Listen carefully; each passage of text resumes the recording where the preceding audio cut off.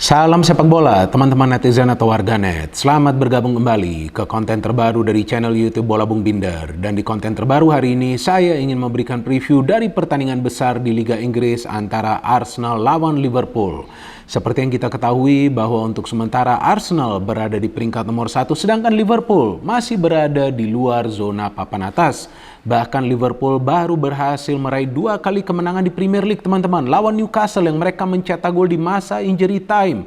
Kemudian lawan Bournemouth yang mereka bisa membantai Bournemouth dengan skor 9-0. Sedangkan Arsenal dari 8 pertandingan menang 7 kali dan hanya kalah 1 kali lawan Manchester United dan belum ada hasil draw. Artinya apa? Arsenal main untuk menang. Kalau nggak bisa menang ya hasilnya kalah.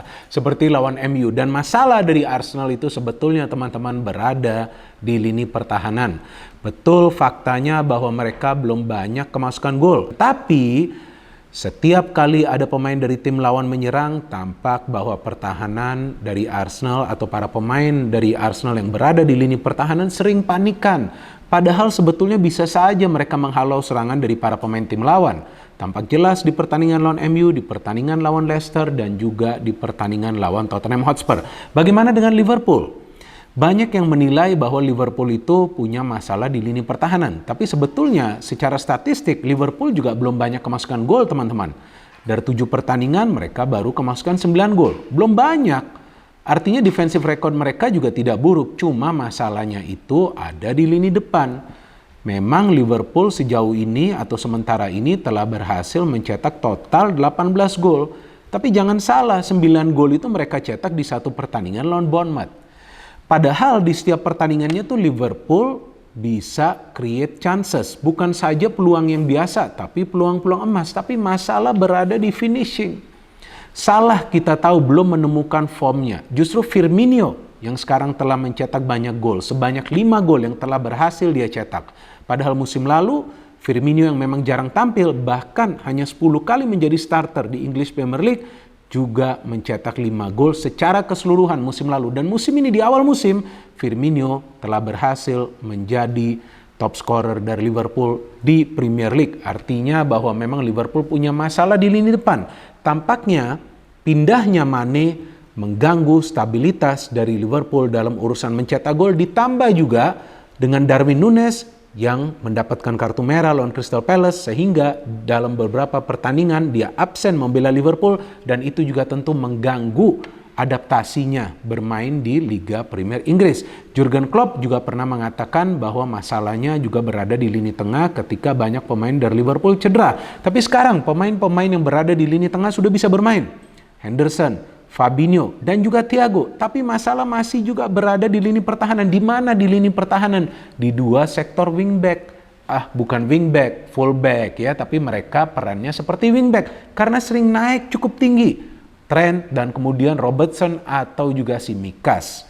Jadi memang Liverpool punya masalah yang kompleks, tapi bukan berarti Liverpool bermain buruk. Liverpool mainnya masih bagus, masih bisa create chances, cuma perlu kill the game. Jadi tampak sekarang di lini depan masalah dari Liverpool adalah ketika para pemain tidak bisa melakukan finishing dan juga pembagian bolanya belum begitu baik. Maka itu salah tidak banyak mendapatkan peluang. Firmino bisa mendapatkan peluang yang tidak banyak tapi berhasil mencetak gol. Núñez jarang mendapatkan peluang. Diaz bermain terlalu individu. Jota juga belum menemukan performanya. Di tengah, Henderson belum konsisten permainannya, kadang-kadang justru Harvey Elliott bermain lebih baik daripada dia. Fabinho lumayan baik, dan juga kita tahu ada Thiago yang sering cedera. Jadi memang secara keseluruhan Liverpool ini memang belum tune in, teman-teman. Padahal mereka memang punya pemain-pemain yang bagus. Secara materi pemain memang mereka punya materi pemain yang bagus, tidak perlu diragukan lagi. Dan juga Klopp coba untuk melakukan perubahan dengan mengganti formasi. Kalau nggak salah itu lawan Rangers formasinya 4-2-3-1. Artinya ada 4 penyerang yang dimainkan secara bersamaan. Hasilnya Liverpool menciptakan banyak sekali peluang yang berbahaya, tapi cuma bisa mencetak 2 gol lawan Rangers ya. Dan mereka menang dengan skor 2-0. Jadi memang masalah utamanya berada di finishing. Dan justru yang saya khawatir nih sebagai fan Arsenal, pada saat lawan Arsenal bisa-bisa nih Núñez menemukan performanya. Karena seperti yang saya katakan tadi bahwa lini pertahanan dari Arsenal ini sebetulnya belum solid. Memang Arsenal juga adalah tim yang produktif. Mereka telah berhasil mencetak 20 gol. Gabriel Jesus top scorernya, Odegaard bisa mencetak gol. Martinelli mencetak banyak gol. Kemudian ada Granit Xhaka, ada juga Bukayo Saka, Partey juga sudah mencetak gol. Tapi the real problem lies in the defense. Tapi ya kadang-kadang juga memang Ramsdale bisa melakukan penyelamatan yang cemerlang sehingga menggagalkan para pemain tim lawan untuk mencetak gol. So sebetulnya dalam cara permainan Arsenal gak kalah dari Liverpool. Dari materi pemain juga Arsenal gak kalah dari Liverpool, tapi kadang-kadang tim ini bisa kenal mental. Karena ya Arsenal dipenuhi oleh banyak pemain-pemain muda. Maka itu kesulitan Arsenal itu adalah ketika lawan tim-tim besar lainnya. Seperti yang terjadi di pertandingan lawan Manchester United. Para pemain MU terlihat jauh lebih tenang. Sehingga mereka bisa menyerap tekanan dari Arsenal dan juga mencetak total 3 gol di pertandingan tersebut. Padahal dari segi peluang juga Arsenal banyak. Tapi karena ketidaktenangan dari para pemain yang tampaknya juga sulit untuk bisa menerobos lini pertahanan dari MU, ya mereka hanya bisa mencetak 1 gol. Walaupun juga memang pada saat itu kan ada 1 gol yang dianulir ya. Kalau nggak salah itu dari Martinelli ya. Tapi memang kan sudah ada pelanggaran sebelumnya dari Odegaard ke Eriksen.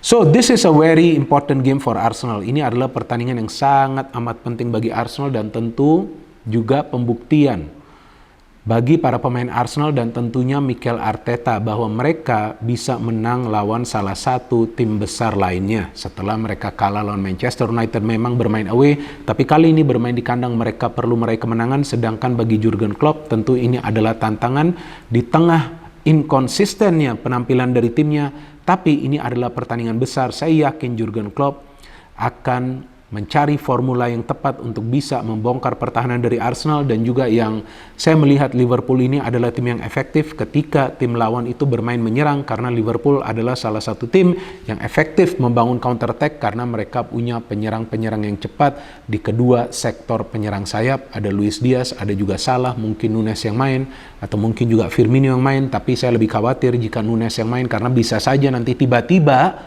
pemain ini mendapatkan performanya, walaupun memang sejauh ini kita tahu bahwa dia baru mencetak 1 gol lawan Fulham, kemudian dia mendapatkan kartu merah, dia absen dalam beberapa pertandingan Liverpool, jadi ya tentu tidak akan mudah juga dalam masa adaptasinya bermain di Liga Premier Inggris. Tapi jika para pemain Liverpool bisa memberikan suplai bola yang matang, maka tentu Nunes punya peluang besar untuk mencetak gol.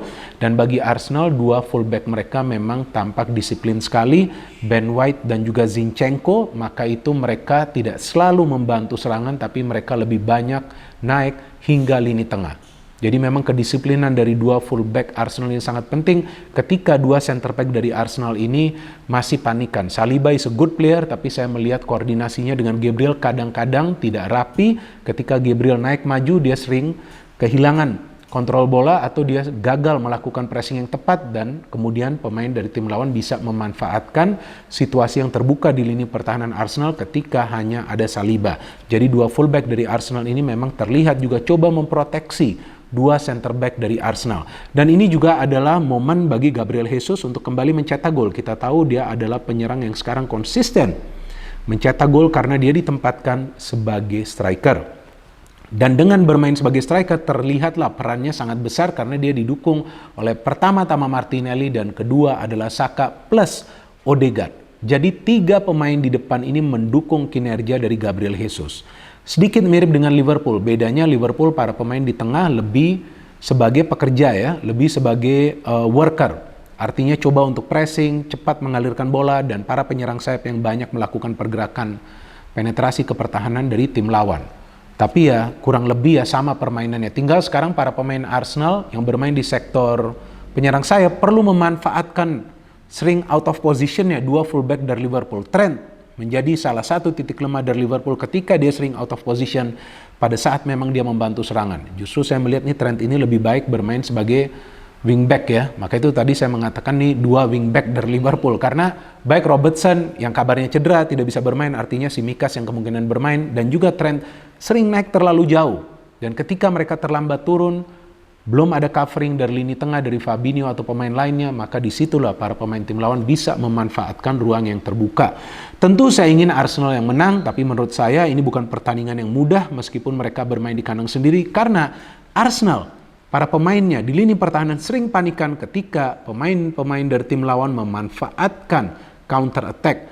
Dan feeling saya Liverpool akan coba untuk menjaga ritme permainan mereka, tidak akan langsung bermain terbuka, tapi ketika counter mereka akan coba untuk menciptakan peluang yang berbahaya dan juga mencetak gol.